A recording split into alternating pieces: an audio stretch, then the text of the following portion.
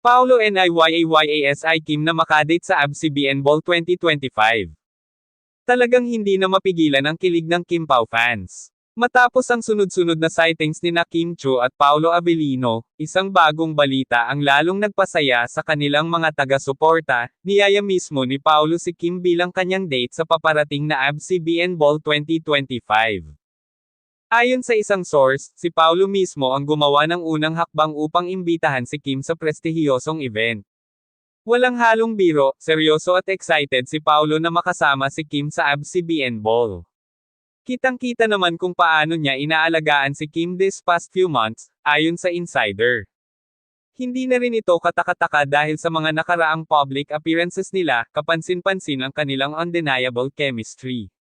Sa mga nakalipas na buwan, mas naging open ang dalawa sa kanilang closeness, mula sa kanilang bonding moment sa Los Angeles hanggang sa kanilang sweet interactions on and off cam. Maraming netizens naman ang hindi mapigil ang mag-react sa balitang ito. OMG! Sana naman this time, ay confirm na nila. Sobrang bagay nila. Komento ng isang fan. Samantala, may iba namang nagsasabing baka ito na ang magiging official debut ng Kim Pao bilang couple sa isang malaking event.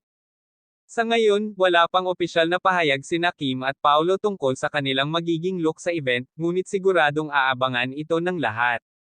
Ano sa tingin nyo, Kim Pao fans? Ito na ba ang grand reveal na ating hinihintay? I-comment ang inyong opinion sa ibaba at huwag kalimutang i-like at i-subscribe para sa mas marami pang exclusive updates.